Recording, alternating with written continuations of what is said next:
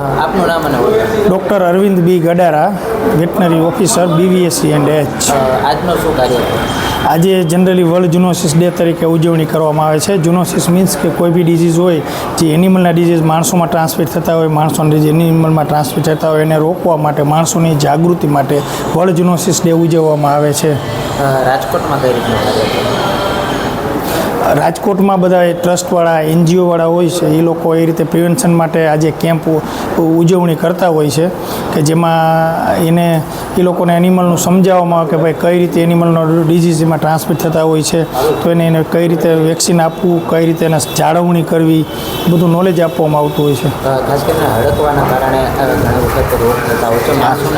એટલે મેજોરિટી હડકવાના કારણે જે રોગ હડકવા જ થતો હોય છે ને, દાખલા તરીકે કોઈ ડોગ બાઇટ કરતું હોય તો એનો જે ડિઝીઝ રોકવા માટે જ આજે એને પ્રિવેન્શન માટે વેક્સિન આપવામાં આવે છે. આપનું નામ અને હોદ્દો?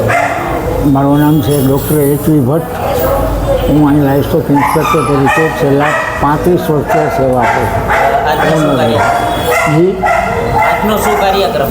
આજનો કાર્યક્રમ એવો છે કે એક જાનવરોમાંથી માણસમાં અને માણસમાંથી જાનવરોમાં એક રોગ ભયંકર ફેલાય છે. એ રોગ થાય એટલે બચવાના કોઈ ચાન્સ જ નથી રહેતા અને મૃત્યુને થવું પડે છે. દાખલા તરીકે હડકવા કૂતરા મારફતે માણસને કરે એટલે માણસને હડકવા વિરોધી રસી ન લઈએ એટલે માણસ મૃત્યુ થાય છે. તો એ અટકાવવા માટે આખો વર્લ્ડ ઝૂનોસિસ ડે નામની એક આખું સેલિબ્રેશન થાય છે.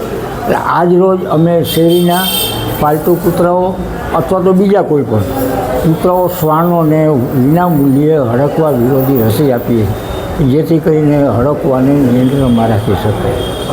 બરાબર?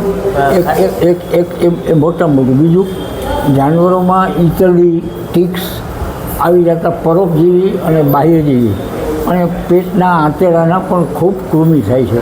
એની દવા પણ અમે લોકો નિદાન કરીને પીઓ આપીએ છીએ માલિકોને. આ મારું મેઇન મિશન છે.